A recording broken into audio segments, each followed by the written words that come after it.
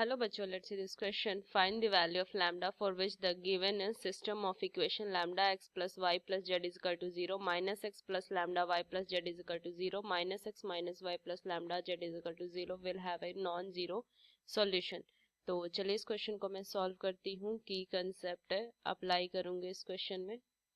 की concept so अगर मैं एक इक्वेशन देखूँ a1x प्लस में b1y प्लस में c1z is equal to 0 and a2x plus में b2y प्लस में c2z is equal to 0 and a3x plus में b3y प्लस में c3z इज इक्वल टू 0.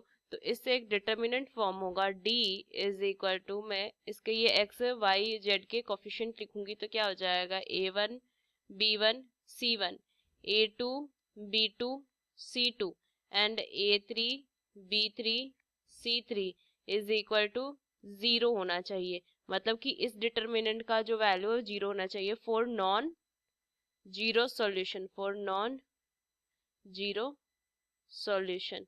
तो ये की कंसेप्ट को ध्यान में रखते हुए इस क्वेश्चन को सॉल्व करेंगे. मुझे दिए हुए इक्वेशन लैम्डा x प्लस में y प्लस में z is equal to 0 minus x plus में लैम्डा y प्लस में z is equal to 0 and minus x minus y plus में lambda z is equal to 0.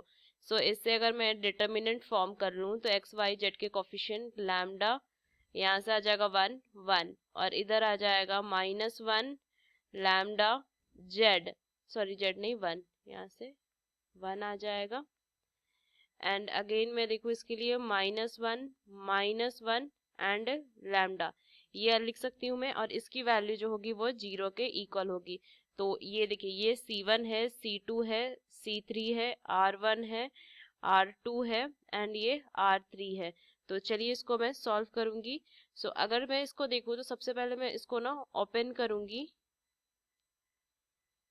C3 के toward open करूंगी तो 0 is equal to 1 into 1 plus lambda minus 1 into minus lambda plus 1 plus में lambda into lambda square plus में 1. सो इसको अगर मैं solve करूँ तो कितना हो जाएगा 1 प्लस लैम्डा प्लस में लैम्डा माइनस में 1 प्लस में लैम्डा क्यू प्लस में लैम्डा, ये आ जाएगा वैल्यू. प्लस माइनस में कट कर दूंगी तो कितना हो जाएगा लैम्डा क्यू प्लस में 3 लैम्डा इज इक्वल टू, इधर तो 0 चल रहा है ये, सो मैं लिख सकती हूँ लैम्डा को अगर मैं कॉमन लैम्डा स्क्वायर प्लस में 3 इज इक्वल टू 0.